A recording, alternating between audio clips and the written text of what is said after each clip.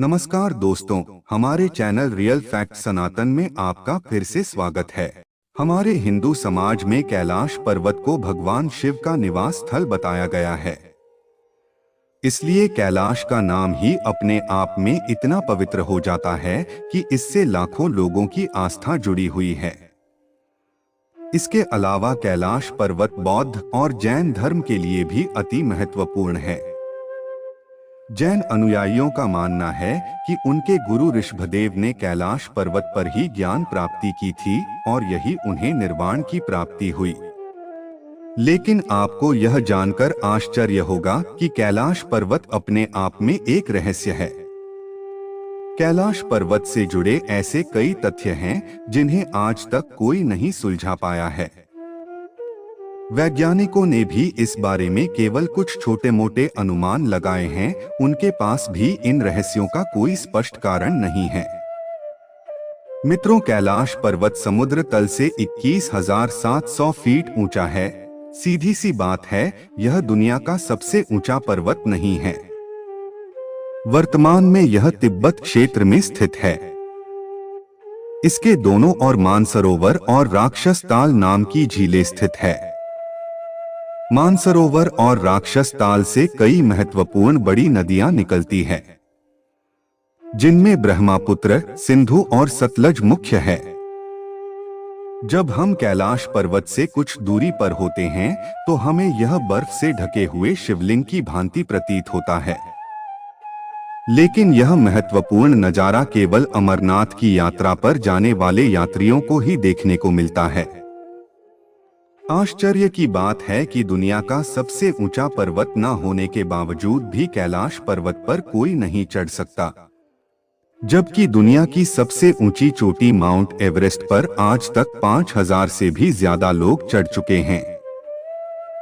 शास्त्रों में भी कहा गया है कि कैलाश पर्वत पर कोई जीवित व्यक्ति नहीं चढ़ सकता, क्योंकि कैलाश पर्वत भगवान शिव का निवास स्थान है, इसलिए यह मोक्ष का धाम है। इसलिए यहाँ केवल पवित्र आत्मा ही निवास कर सकती हैं। आज तक देखा गया है कि जिस भी व्यक्ति ने कैलाश पर्वत पर चढ़ने की कोशिश की है तो रास्ते में ही रहस्यमय तरीके से उसकी मृत्यु हो जाती है। इसी कड़ी में 1999 में रूस के एक आंखों के डॉक्टर अर्न्स्ट मुल्दशेव ने कैलाश पर्वत पर चढ़ने का निश्चय किया और इसके बारे में अध्ययन करने की चेष्टा की। इसके लिए डॉक्टर साहब ने एक टीम गठित की जिसमें कई इतिहासकार और जियोलॉजिस्ट सहित कुछ डॉक्टर शामिल थे। आपकी दो ने कई दिनों तक सर्च अभियान चलाया, लेकिन खराब मौसम के चलते यह भी ठेठ कैलाश पर्वत नहीं चल सके। टीम के वापस लौटने पर उन्होंने कहा कि कैलाश पर्वत कोई पर्वत नहीं है, बल्कि किसी जमाने में मानव निर्मित एक पिरामिड है, क्योंकि पास से देखने पर यह बिल्कुल पिरामिड जैसा प्रतीत होता है और दूर से पर्वत लगता है।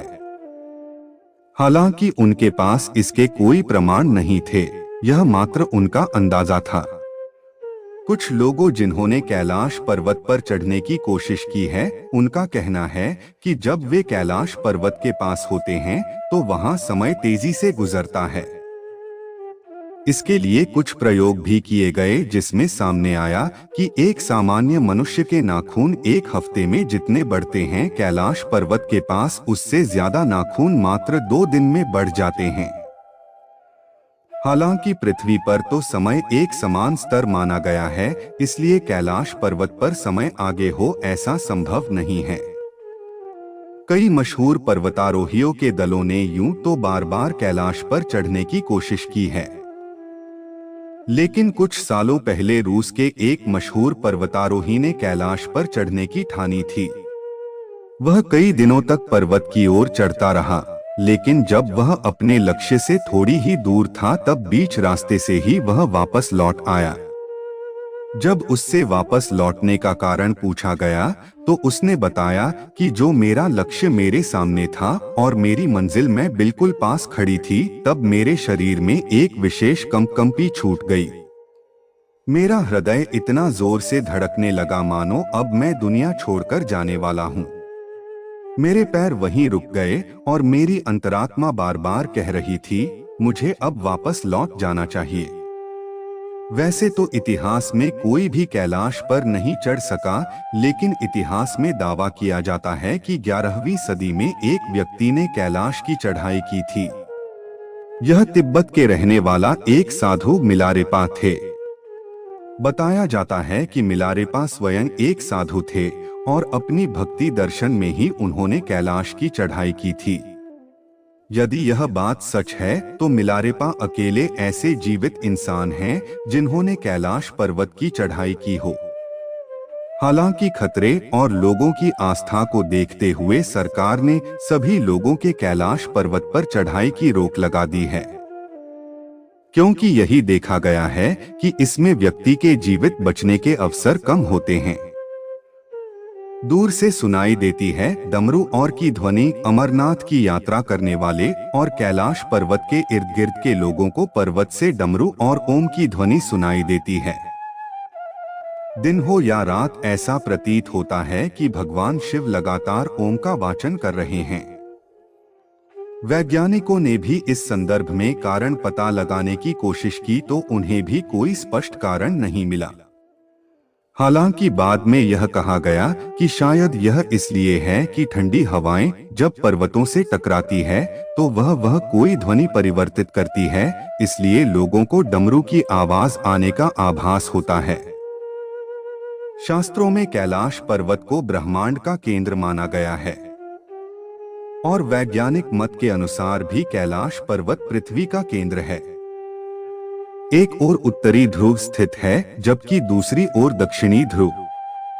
इन दोनों के मध्य में हिमालय पर्वतमाला है और हिमालय पर्वतमाला का केंद्र कैलाश पर्वत है।